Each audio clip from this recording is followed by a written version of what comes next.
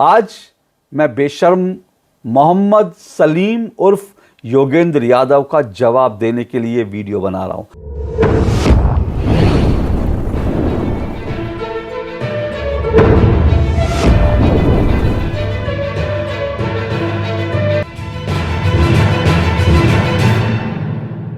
मोहम्मद ज़मीर, मोहम्मद नसीम, मोहम्मद सलीम, मोहम्मद सोहेल, मोहम्मद इकबाल, मोहम्मद नफीस चिश्ती, इन सभी नामों में कॉमन क्या है? आप कहेंगे ये सभी मुस्लिम हैं, ये सभी नाम मुस्लिम व्यक्तियों के हैं। लेकिन मुझे इससे कोई फर्क नहीं पड़ता कि ये मुस्लिम हैं या किसी और मजहब के, क्योंकि मेरे लिए ये सब बलात्कारी हैं। मेरे लिए ये सब भारत के सबसे बड़े बलात्कारी हैं।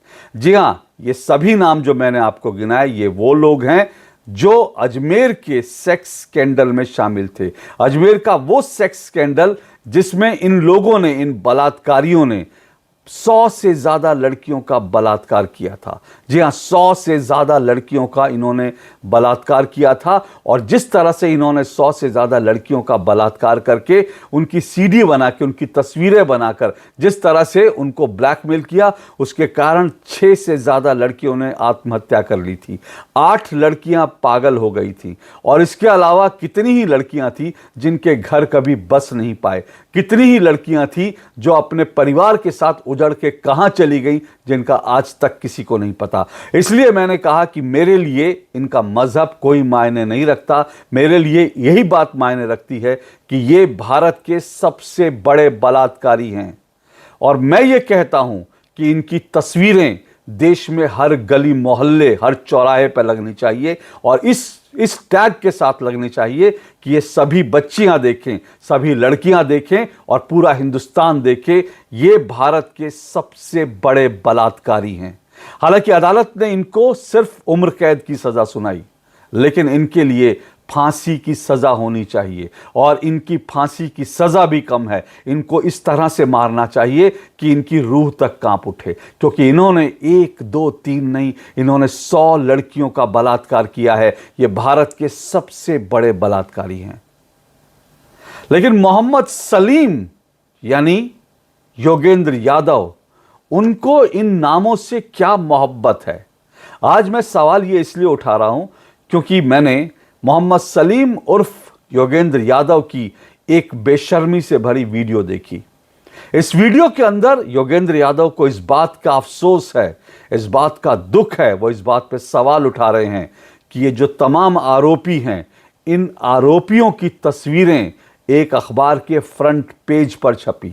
मोहम्मद सलीम उर्फ योगेंद्र यादव को इस बात की तकलीफ है कि इनकी तस्वीरें फ्रंट पेज पर बैनर न्यूज लगी और साथ साथ इनके नाम भी लिखे गए थे। मोहम्मद सलीम उर्फ योगेंद्र यादव, आपको इस बात की तकलीफ क्यों है? मैं नहीं जानता। क्या ये सब मुस्लिम हैं इसलिए आपका प्रेम उमड़ पड़ा इनको देखकर, इनका मजहब देखकर, या फिर ये बलात्कारी हैं और बलात्कारियों से आपको कोई मोहब्बत है, बलात्कारियों से आपको कोई प्यार है, कोई इश्क है? क्या इस वजह से आपको इनकी तस्वीरें और इनके नाम देखकर आपत्ति है?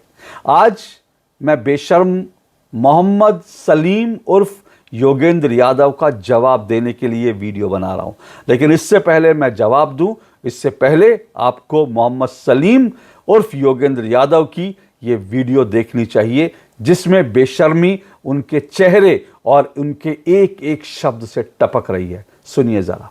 One of the national dailies carries a front page banner headline saying, and this is not a communal national daily, front page Hindi banner headline about 6 people, 6 men who were finally convicted after 35 years. It's the same case For Ajmer. So obviously there's an instruction that go to Ajmer. Now those 6 photographs with their names are on the front page.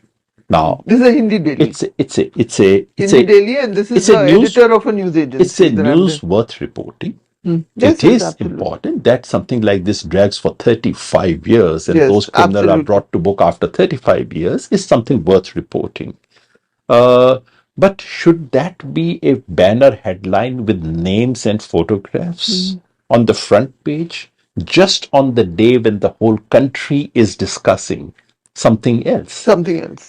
These are things that These you are need things to. we can worry, we can concern. अब मोहम्मद सलीम उर्फ योगेंद्र यादव की इस बेशर्मी का जवाब देने के लिए स्क्रीन पर जब तक ये वीडियो चलेगा आपको और कुछ नहीं दिखेगा, आपको इन बलात्कारियों की तस्वीरें दिखेंगी। और एक बार फिर से इनकी तस्वीरें देखिए, और मैं इनके नाम एक बार फिर से रिपीट कर रहा हूं। इनके नाम हैं मोहम्मद ज़मीर, मोहम्मद नसीम, मोहम्मद सलीम, मोहम्मद सोहेल, मोहम्मद इकबाल, मोहम्मद नफीस चिश्ती। लेकिन ये जो तस्वीरें आप देख रहे हैं अपने स्क्रीन पर, ये भारत के सबसे बड़े बलात्कारी हैं। ये भारत के सबसे बड़े बलात्कारी हैं जिन्होंने 1990-92 के बीच 100 से ज़्यादा लड़कियों का बलात्कार किया। इन बलात्कारियों की तस्वीरें देश के हर गली मोहल्ले, हर पत्रिका में छपनी चाहिए, हर गली मोहल्ले में इनके पोस्टर लगने चाहिए। और मुझे लगता है देश में ऐसे कुछ संगठन तो होंगे ही जो इन बलात्कारियों की तस्वीरें लेकर गली मोहल्ले चौराहे पर लगाएं और अपने बच्चों को बताएं कि ये भारत के सबसे बड़े बलात्कारी हैं। इनका चेहरा देखिए, इनके कुकर्मों के बारे में जानिए और इनके नाम याद कर लीजिए। एक बार फिर मोहम्मद सलीम उर्फ योगेंद्र यादव, मैं एक बार फिर इनकी तस्वीरें दिखाते हुए इनके नाम बता रहा हूं, कान खोलकर सुनो। इनके नाम है मोहम्मद ज़मीर, मोहम्मद नसीम, मोहम्मद सलीम, मोहम्मद सोहेल, मोहम्मद इकबाल, मोहम्मद नफीस चिश्ती। और ये भारत के सबसे बड़े बलात्कारी हैं। और आपकी जानकारी के लिए इनके कुछ और साथियों का भी मैं तस्वीर दिखाता हूं, नाम बताता हूं। इनके और साथी जो भारत के सबसे बड़े बलात्कारी हैं उनमें है फारूक चिश्ती, नफीस चिश्ती और अनवर चिश्ती। अब इन बलात्कारियों से योगेंद्र यादव को मोहब्बत क्यों है मैं नहीं जानता। एक कारण यह हो सकता है इन बलात्कारियों में ये जो फारूक चिश्ती, नफीस चिश्ती, अनवर चिश्ती हैं, ये कहीं ना कहीं ये तीनों बलात्कारी जो हैं ये कांग्रेस के नेता रहे, यूथ कांग्रेस के नेता रहे, यूथ कांग्रेस के बड़े नेता रहे जो इस पूरे सेक्स स्कैंडल के किंग पिन थे। और आजकल मोहम्मद सलीम उर्फ योगेंद्र यादव राहुल गांधी यानी कांग्रेस के जो सबसे बड़े नेता हैं, राहुल गांधी के सबसे बड़े एडवाइजर हैं। तो मोहब्बत का, मोहम्मद सलीम उर्फ योगेंद्र यादव की मोहब्बत का एक बड़ा कारण यह हो सकता है क्योंकि ये बलात्कार कांड में कांग्रेसी शामिल थे, इसलिए जो है कहीं ना कहीं उनकी मोहब्बत इन बलात्कारियों के लिए टपक रही है। यह एक कारण हो सकता है, लेकिन कारण दूसरे भी हो सकते हैं। दूसरा कारण यह हो सकता है कि दरअसल ये मोहम्मद सलीम उर्फ योगेंद्र यादव ये हर बलात्कारी से मोहब्बत करता है, हर बलात्कारी से प्यार करता है। इसका सबूत आप देखना चाहते हैं तो इसका सबूत मैं आपको बताता हूं।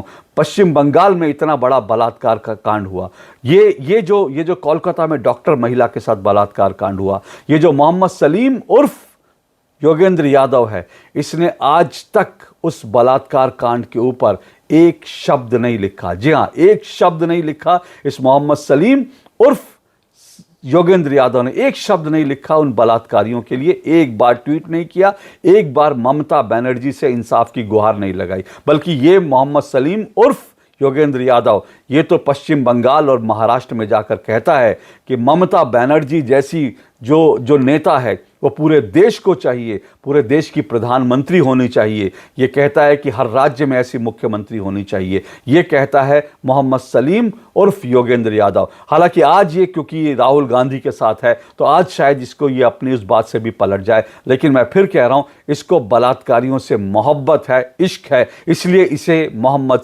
ज़मीर, मोहम्मद नसीम, मोहम्मद सलीम, मोहम्मद सोहेल, मोहम्मद इकबाल, मोहम्मद नफीस चिश्ती का नाम सार्वजनिक करने के कारण इसको तकलीफ है, इसके पेट में दर्द हो रहा है, इसके पेट में मरड़ उठ रही है। लेकिन मैं इस पूरी वीडियो में इन बलात्कारियों की तस्वीरें दिखाता रहूंगा, इनके नाम बताता रहूंगा, फारूक चिश्ती, नफीस चिश्ती, अनवर चिश्ती, क्योंकि ये बेशर्म मोहम्मद सलीम उर्फ योगेंद्र यादव को ये मेरा जवाब है।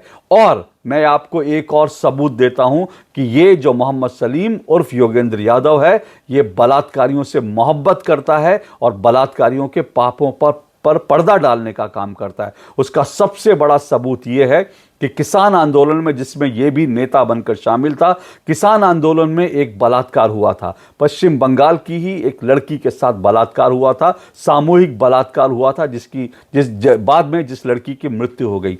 और इसी बलात्कार के मुद्दे को लेकर के कंगना रनौत ने सवाल उठाया अभी, जिसको लेकर लोग कंगना रनौत को ट्रोल कर रहे हैं। लेकिन आपके लिए, जानकारी के लिए बता दूं कि ये जो पश्चिम बंगाल की लड़की के साथ ये जो किसान आंदोलन के धरना स्थल पर, किसान आंदोलन के टेंट सिटी के अंदर जो बलात्कार हुआ, इस बलात्कार के बारे में मोहम्मद सलीम उर्फ योगेंद्र यादव जानता था, लेकिन 10 दिन तक इसने ना पुलिस को ना कुछ बताया। इसने इन बलात्कारियों को भी छुपाने की, इन बलात्कारियों के पापों पर पर्दा डालने की कोशिश की। अगली तस्वीर आपको वो रिपोर्ट दिखा रहा हूं जिस रिपोर्ट में साफ साफ लिखा है कि इस मोहम्मद सलीम उर्फ योगेंद्र यादव ने 10 दिन तक जो टेंट सिटी के अंदर, जो किसान आंदोलन के अंदर बलात्कार हुआ, उस बलात्कार की खबर को इसने 10 दिन तक छुपा कर रखा, क्योंकि ये बलात्कारियों को बचा रहा था। इसको बलात्कारियों से मोहब्बत है, बलात्कारियों से इश्क है, और इसीलिए इसने मोहम्मद ज़मीर, मोहम्मद नसीम, मोहम्मद सलीम,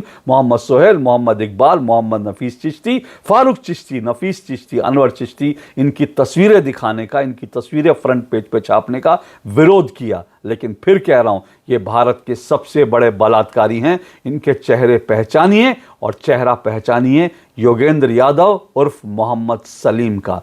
तो मोहम्मद सलीम उर्फ योगेंद्र यादव, तुम्हारी बेशर्मी को ये मेरा जवाब था। अगर कुछ शर्म बाकी है तो फिर इस तरह की हरकत, इस तरह का जो जो तुमने बयान दिया है, नीचता से भरा बयान दिया है, आगे से फिर कभी ऐसा बयान नहीं देना। शर्म करो, बेशर्म मोहम्मद सलीम उर्फ योगेंद्र यादव।